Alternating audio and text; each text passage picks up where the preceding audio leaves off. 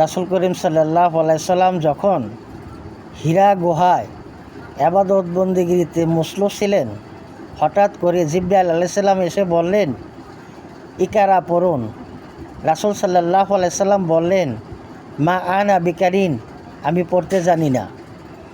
তখন জিবরাইল আলাইহিস সালাম রাসূল করিম সাল্লাল্লাহু আলাইহি সাল্লামকে জড়িয়ে ধরলেন। জড়িয়ে ধরার পর রাসূল করিম সাল্লাল্লাহু আলাইহি সাল্লামের অনেক কষ্ট অনুভব হইল। তখন আবার বললেন যে পড়ুন। তখন রাসূল করিম সাল্লাল্লাহু আলাইহি সাল্লাম আবার দ্বিতীয়বার বললেন যে আমি পড়তে জানি না।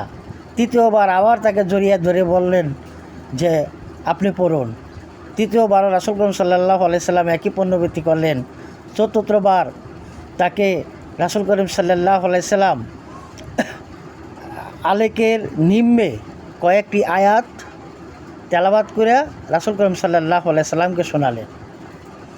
তখন বললেন, পড়ুন আপনার রবের নামে, যিনি মানুষকে সৃষ্টি করেছেন জমাতা রক্তবিন্দু হইতে, মানুষকে কলম দ্বারা শিক্ষা দিয়েছেন। তখন তিনি কাঁপতে কাঁপতে হীরা গুহাইতে বের হয়ে বাড়িতে আসলেন। তখন কাঁপতে কাঁপতে খাদিজাকে বললেন যে আমাকে কম্বল জড়িয়ে দাও, আমাকে কম্বল জড়িয়ে দাও, আমি মনে হয় আর বাঁচব না।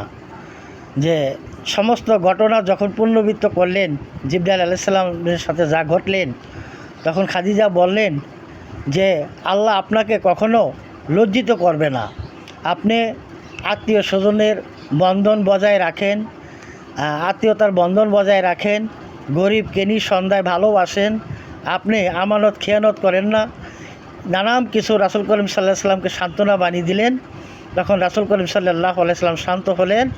তখন বললেন, যেইভাবে হযরত ঈসা আলাইহিস সালামের প্রতি ইনজিল শরীফ নাজিল হয়েছিল, সেইভাবে আল্লাহ পাক রব্বুল আলামিন আপনার প্রতি কোরআন নাজিল করবেন, এই বলে তার চাচা ভাই এই নওফলের কাছে নিয়ে গেলেন। তখন নওফল বললেন যে তাকে দেখে যিনি সেই ইঙ্গিত করা যাচ্ছে যে ইনি হলেন সেই আখিরি নবী, যার আগমনের কথা।